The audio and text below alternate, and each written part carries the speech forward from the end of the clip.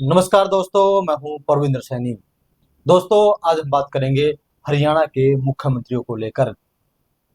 1 नवंबर 1966 को पंजाब से अलग होकर हरियाणा राज्य बना।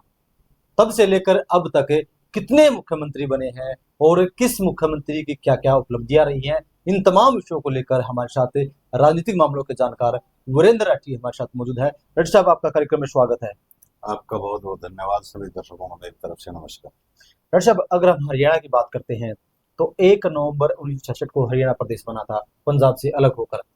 और तब से लेकर अब तक कई मुख्यमंत्री जो है वो हरियाणा प्रदेश से बने हैं। कोई 5 दिन के लिए, कोई 20 दिन के लिए, कोई 50 दिन के लिए।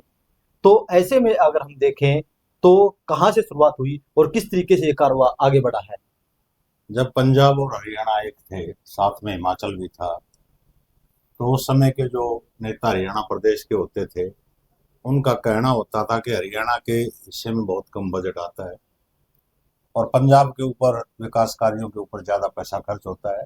इसलिए अलग हरियाणा प्रदेश की मांग उस समय के नेताओं ने उठाई थी। आखिर उनको कामयाबी मिली और 1 नवंबर 1966 को हरियाणा प्रदेश पंजाब से अलग हुआ।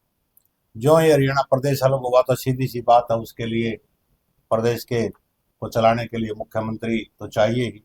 तो पहले मुख्यमंत्री के रूप में पंडित भगवत शर्मा हरियाणा प्रदेश के लिए चुने गए और उनका कार्यकाल मात्र जो है वो 142 दिन का रहा। और उस दौरान सीधी सी बात है कि पंजाब से अलग हुए थे, एक राजनीतिक अस्थिरता प्रदेश में आना स्वाभाविक था और कहीं कहीं पर राजनीतिक अस्थिरता आई। फिर चंद समय के बाद ही राव वीरेंद्र सिंह, जो राव इंद्रजीत जी आज केंद्र में मंत्री हैं और गुड़गांव से जो सांसद हैं, इनके पिताजी थे, वो हरियाणा प्रदेश के मुख्यमंत्री थे। लेकिन उनका कार्यकाल में मुख्यमंत्री बतौर मुख्यमंत्री लंबा नहीं चला। वो भी मात्र 241 दिन तक, यानी कि 1 साल का कार्यकाल भी पूरा नहीं कर पाए, वो प्रदेश के मुख्यमंत्री बने। और उसके बाद प्रदेश के अंदर चुनाव हुआ। जो ही चुनाव हुआ, कांग्रेस पार्टी फिर सत्ता के गलियारों में पहुंची और राव वीरेंद्र सिंह जी ने अपनी अलग पार्टी बना ली थी, कांग्रेस से अलग होकर के विशाल हरियाणा पार्टी। और बंसीलाल की कांग्रेस पार्टी सत्ता में आई तो चौधरी बंसीलाल को विधानसभा के अंदर विधायक दल का नेता चुना गया और बतौर मुख्यमंत्री के रूप में चौधरी बंसीलाल जी लंबे समय तक एक टिकाऊ सरकार देने के लिए हरियाणा के अंदर वो प्रसिद्ध रहे, क्योंकि एक राजनीतिक अस्थिरता जो थी उसको उन्होंने कहीं उस अस्थिरता के ऊपर ब्रेक लगाया। जो 21 मई 1968 से 14 मार्च 1972 तक वो प्रदेश के निरंतर मुख्यमंत्री रहे। उसके बाद फिर चुनाव हुआ। उस चुनाव के अंदर फिर कांग्रेस पार्टी सत्ता के अंदर आई और चौधरी बंसीलाल जी को पुनः प्रदेश का मुख्यमंत्री चुना गया। 1975 तक 3 साल तक वो प्रदेश के मुख्यमंत्री रहे। फिर देश के अंदर भी, केंद्र के अंदर भी कांग्रेस की सरकार थी और इंदिरा जी के काफी विश्वसनीय चौधरी बंसीलाल जी हुआ करते थे और देश के अंदर उनको डिफेंस मिनिस्टर, रक्षा मंत्री का दर्जा दिया गया। तो अपनी पसंद के मुख्यमंत्री को वो हरियाणा प्रदेश के अंदर बना के गए, बनारसी दास गुप्ता जी को। और बनारसी दास गुप्ता जी करीब 2 साल प्रदेश के मुख्यमंत्री रहे, 1975 से 1977 तक। लेकिन 1977 के अंदर समूचे देश के अंदर एक क्रांति आई और उस समूचे जितने विपक्षी दल थे कांग्रेस के, उन्होंने बड़ी रैली करके दिल्ली के अंदर एक फैसला लिया कि कांग्रेस पार्टी के प्रत्याशी के खिलाफ सभी दल एकजुट होकर के एक प्रत्याशी चुनाव मैदान में लाएंगे, ताकि कांग्रेस पार्टी को न केवल देश से बल्कि हरियाणा प्रदेश से भी सत्ता से बाहर किया जा सके। और वो कहीं कहीं विपक्षी नेताओं की जो एकता थी वो रंग लाई और देश के अंदर भी सत्ता का परिवर्तन हुआ और इंदिरा गांधी जी की जगह मोरारजी देसाई देश के प्रधानमंत्री बने। लेकिन उनके बाद वहां पर चौधरी चरण सिंह जी भी प्रधानमंत्री बने और हरियाणा प्रदेश के अंदर पहली बार विपक्ष के मुख्यमंत्री चौधरी देवीलाल जी के रूप में बने। लेकिन चौधरी देवीलाल जी जिस प्रकार से जाने जाते थे कि वो सत्ता के लोभिया लालची नहीं थे, वो सत्ता से उनका ज्यादा मोह नहीं था। वो मात्र 2 साल ही प्रदेश के मुख्यमंत्री रहे, 1977 से 79 तक। और फिर चौधरी देवीलाल की जो सरकार थी, उस सरकार को तोड़ने का काम किया राजनीति के पीएचडी कहे जाने वाले चौधरी भजनलाल जी ने। और चौधरी देवीलाल को मुख्यमंत्री की कुर्सी से हटा करके चौधरी भजनलाल जी इस प्रदेश के 1979 के अंदर मुख्यमंत्री बन गए। बीच में जो 82 के अंदर चुनाव आया, 82 के चुनाव में भी बहुमत चौधरी देवीलाल की पार्टी को मिला था। उस समय शायद लोकदल नाम होता था। ये अपने एमएलए को लेकर के कई इधर उधर जा रहे थे। रास्ते में ही भजनलाल ने कुछ एमएलए जिस प्रकार का राजनीतिक शब्द प्रयोग करते हैं वो काम हुआ। और जीडी तपासे हरियाणा प्रदेश के गवर्नर होते थे। हमारी तो उस समय छोटी उम्र थी। और 1982 के अंदर भी भजनलाल ने संडे के दिन, हमें याद है, गवर्नर हाउस के अंदर जाकर के शपथ ली और दोबारा वो प्रदेश के मुख्यमंत्री बने। और वो मुख्यमंत्री रहे 1986 तक। 1986 के अंदर राजीव गांधी जी इंदिरा गांधी की जगह कांग्रेस की बागडोर संभालने लग गए थे और इंदिरा जी की मृत्यु 31 अक्टूबर 1984 को हो गई थी। तो उसके बाद राजीव गांधी जी के ज्यादा करीब पहुंच गए चौधरी बंसीलाल जी। राजीव गांधी जी ने देखा कि हरियाणा प्रदेश के अंदर फिर से चौधरी देवीलाल की एक लोकप्रियता बढ़ती जा रही है और कहीं कहीं चौधरी भजनलाल जी को वो मानते थे कि जनता इनसे नाराज है। तो उन्होंने यहाँ के मुख्यमंत्री का चेहरा बदला ताकि कांग्रेस फिर से सत्ता में लौट सके और भजनलाल जी को यहाँ से हटा करके देश की केंद्र की सरकार के अंदर कृषि मंत्री बनाया और चौधरी बंसीलाल जी को भजनलाल जी की जगह प्रदेश का मुख्यमंत्री बनाया। हालांकि वो 1 साल तक प्रदेश के मुख्यमंत्री रहे, लेकिन चौधरी देवीलाल की आंधी 1987 के अंदर इस चरम पर पहुंच चुकी थी कि जिस प्रकार से उन्होंने घोषणा की थी कि मैं 100 रुपए माहवार वृद्धावस्था पेंशन करूंगा, जिस प्रकार से गरीब महिलाओं के लिए जच्चा और बच्चा स्कीम लेकर के आए थे और अनेक ऐसी घोषणाएं थी। बेरोजगारी भत्ते की जहां तक बात थी, चौधरी देवीलाल का जादू हरियाणा प्रदेश की जनता के ऊपर सिर चढ़ करके बोला और 90 सीटों का हरियाणा प्रदेश चौधरी देवी जब चुनाव हुआ 17 जून 1987 का वो ऐतिहासिक चुनाव था, उसकी तारीख भी मुझे आज तक याद है। चौधरी देवीलाल की पार्टी और उनके सहयोगी पार्टियों को 90 में से 85 सीट उस समय पे चौधरी देवीलाल की पार्टी को मिली और उस समय के जो मुख्यमंत्री चौधरी बंसीलाल जी हुआ करते थे तो शाम से वो भी वो चुनाव हार गए।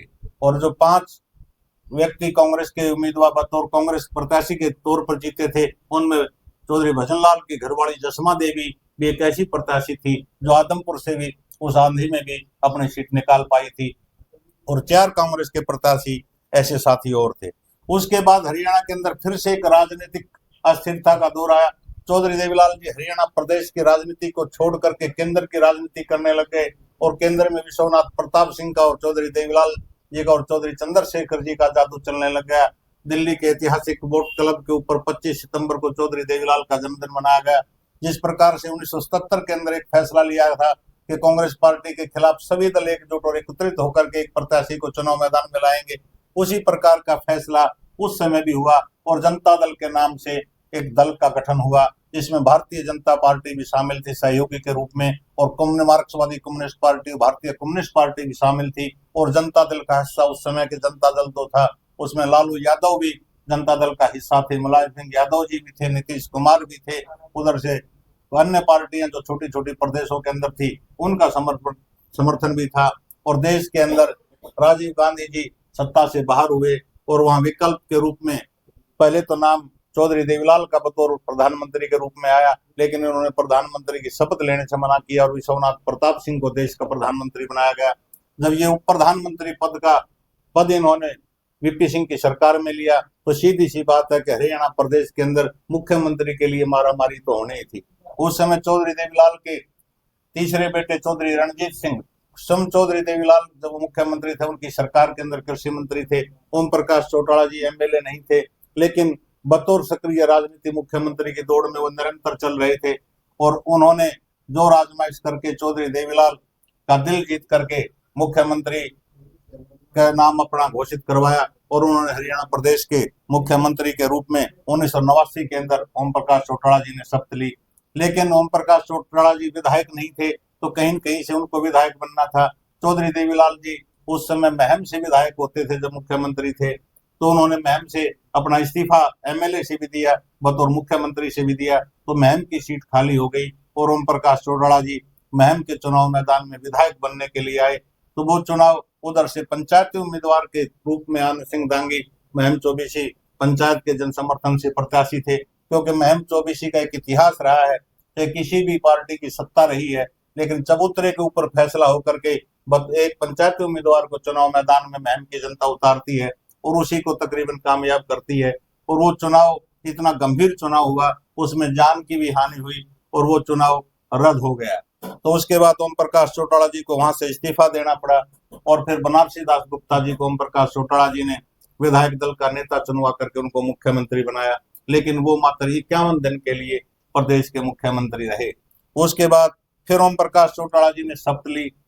वही राजनीतिक घटनाक्रम हरियाणा प्रदेश के अंदर चला हुआ था।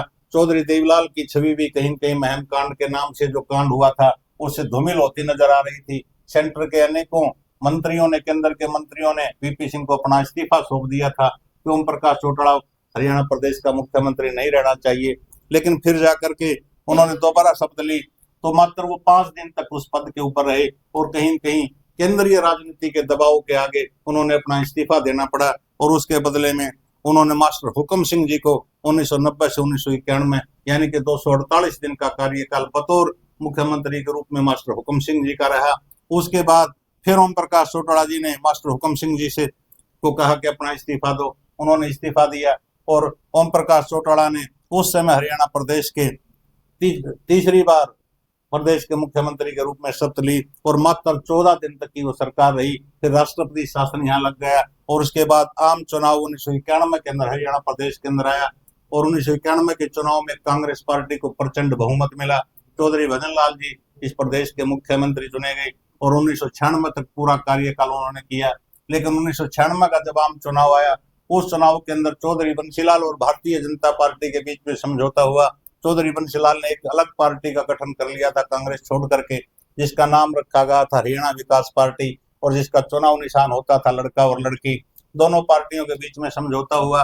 33 सीटों के ऊपर जीत मिली हरियाणा विकास पार्टी को और 11 सीटों के ऊपर जीत मिली थी भारतीय जनता पार्टी के प्रत्याशियों को और 10 निर्दलीय सत्ता उस चुनाव के अंदर जीत करके आए थे। तो उनके सारे हरियाणा और बड़ा नारा चौधरी बंसीलाल ने दिया था कि शराबबंदी का नारा, वो नारा भी जिस प्रकार से वृद्धावस्था पेंशन का नारा चौधरी देवीलाल का लोगों के सिर के ऊपर चढ़ करके बोल रहा था, शराबबंदी का नारा भी महिलाओं के ऊपर और आर्य समाजी विचारधारा से जुड़ी हुई जो हरियाणा प्रदेश की बेल्ट थी उनके उस नारे ने बहुत सा असर लोगों के ऊपर दिखाया और वो सत्ता में आई। लेकिन दोनों पार्टियों के अंदर खींचतान के बाद 3 साल तक प्रदेश के अंदर चौधरी बंसीलाल जी प्रदेश के मुख्यमंत्री रहे। फिर इनके अंदर कहीं कड़वाहट आई और भारतीय जनता पार्टी ने अपना समर्थन वापस लिया। लेकिन चौधरी सुरेंद्र सिंह और किरण चौधरी जी जो आज भारतीय जनता पार्टी के राज्यसभा की मेंबर हैं और जिनकी बेटी आज हरियाणा के नायब सरकार के अंदर कैबिनेट मंत्री हैं, इनके पिताजी और इनकी मां ने सोनिया गांधी जी से और राहुल जी से और कांग्रेस के आला कमान नेताओं से बात करके चौधरी बंसीलाल जी की सरकार को समर्थन दिलवाया और कांग्रेस के समर्थन से वो सरकार 4-5 महीने और चली। लेकिन उसके बाद फिर कांग्रेस ने समर्थन वापस ले लिया, चौधरी बंसीलाल की सरकार टूट गई और सरकार टूटने के बाद जो धड़ा बंसीलाल की हरियाणा विकास पार्टी से छिटक करके अलग होकर के गया था, उन्होंने ओम प्रकाश चौटाला जी को अपना समर्थन दिया और ओम प्रकाश चौटाला जी प्रदेश के मुख्यमंत्री बने। 6-7 महीने के कार्यकाल के बाद ही ओम प्रकाश चौटाला जी ने विधानसभा को भंग करवाने का फैसला लिया और विधानसभा भंग होते ही जो ही आम चुनाव आया उस चुनाव के अंदर भारतीय जनता पार्टी और ओम प्रकाश चौटाला की इंडियन नेशनल लोकदल का जो समझौता हुआ, उस समझौते के तहत अकेले दम पर इन्हें लोग इतनी सीटें निकाल पाई जो सत्ता के बहुमत से ज्यादा थी और भारतीय जनता पार्टी का भी समर्थन था। पूरे 5 साल तक और वो सरकार निरंतर अबाध गति से चली। 2005 के अंदर फिर चुनाव आया, उस चुनाव के अंदर कांग्रेस तकरीबन 65 सीटें लेकर के जीत करके प्रदेश की विधानसभा के अंदर पहुंची। लेकिन जब मुख्यमंत्री के चयन की बात आई तो कांग्रेस पार्टी के हाईकमान ने जो चाह रहे थे कि भजन लाल जी कह रहे थे कि मैं प्रदेश का मुख्यमंत्री बनूंगा, कहीं न कहीं उनको दरकिनार करके चौधरी भूपेंद्र सिंह हुड्डा जी के ऊपर दाव खेला और वो दाव उनका कामयाब भी रहा, क्योंकि आगे चल करके 2009 में जब आम चुनाव आया तो उस आम चुनाव के अंदर भी कांग्रेस पार्टी सत्ता तक पहुंचने में कामयाब रही। तो इस प्रकार से लगातार 2005 और 2009 में चौधरी भूपेंद्र सिंह हुड्डा जी प्रदेश के मुख्यमंत्री के रूप में हरियाणा प्रदेश के अंदर इनकी सेवाएं रही।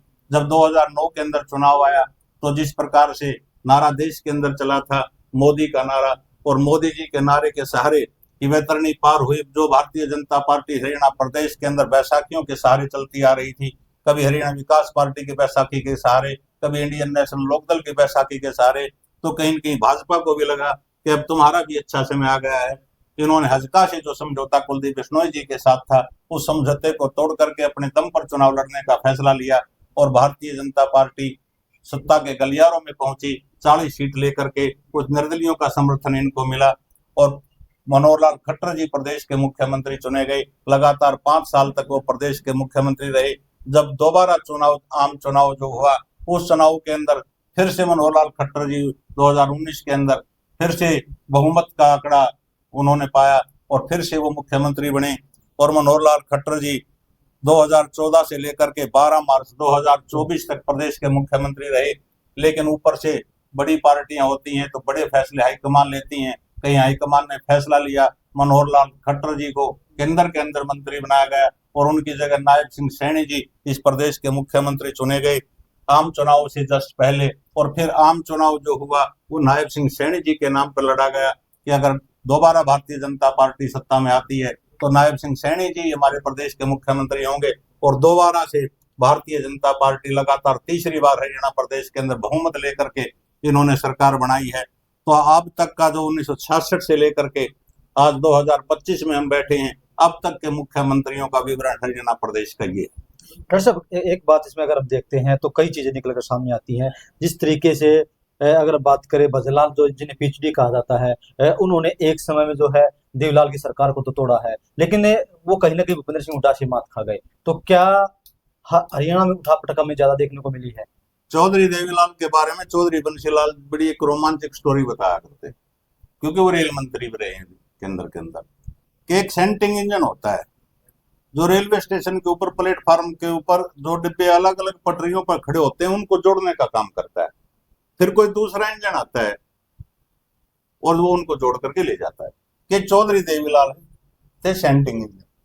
सेंटिंग इंजन का मतलब कि जो अलग अलग पार्टियां थी, छोटी छोटी पार्टियां, कि उनको जोड़ते तो थे चौधरी देवीलाल।